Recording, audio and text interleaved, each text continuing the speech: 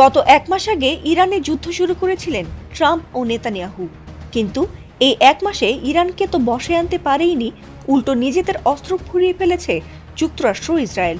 তবুও নিজেদের দুর্বলতা রাখতে ইরানকে একের পর এক হুমকি দিয়ে চলেছেন ট্রাম্প। কখনো হরমুজ প্রণালী খুলতে কয়েকদিন পর পর আলটিমেটাম দেন, আবার কখনো বা আল্লাহর নাম নিয়ে সাহায্য চেয়েও ইরানে হামলা চালানোর পোস্টও দেন। তবে এত কিছুর মধ্যে হঠাৎ শোনা গেছে ট্রাম্পের বাসভবন হোয়াইট হাউসে হামলা হয়েছে।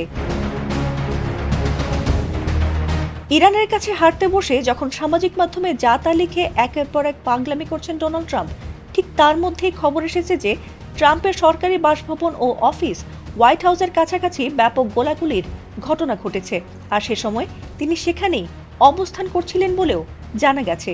বিবিসির খবরে বলা হয়েছে, রোববার ভোররাতের দিকে হোয়াইট হাউসের ঠিক উত্তরে অবস্থিত লাফাইট পার্ক এলাকায় গুলির শব্দ শোনার খবর পেয়ে আইনশৃঙ্খলা বাহিনী ঘটনাস্থলে পৌঁছে তল্লাশি চালায়। সিক্রেট সার্ভিস জানিয়েছে, সম্ভাব্য একটি গাড়ি ও একজন ব্যক্তিকে ঘিরে অনুসন্ধান চালানো হচ্ছে।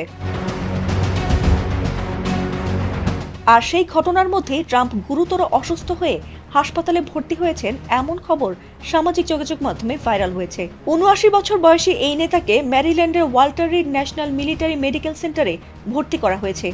গুঞ্জন ওঠে, তাকে হাসপাতালে নেওয়ার পর ওয়াল্টার রিড হাসপাতালের চারপাশের রাস্তা বন্ধ করে দেওয়া হয়েছে, যদিও এটিকে গুজব বলে উড়িয়ে দিয়েছে হোয়াইট হাউস। হোয়াইট হাউসের যোগাযোগ পরিচালক স্টিভেন চুং এক বিবৃতিতে জানান, ট্রাম্প ইস্টার ছুটির পুরোটা সময় ওভাল অফিসে বিরতিহীনভাবে কাজ করেছেন। এছাড়া ওয়েস্ট উইং এর সামনে মেরিন সেন্টারের উপস্থিতি নিশ্চিত করে যে প্রেসিডেন্ট ভবনের ভেতরেই আছেন ট্রাম্প এবং নিজের দায়িত্ব পালন করছেন। এছাড়াও বিভিন্ন ফ্যাক্ট চেকার এবং সংবাদ মাধ্যম হাসপাতালের সামনে কোনো অতিরিক্ত নিরাপত্তা বা প্রেসিডেন্টের গাড়িবহর দেখতে পায়নি।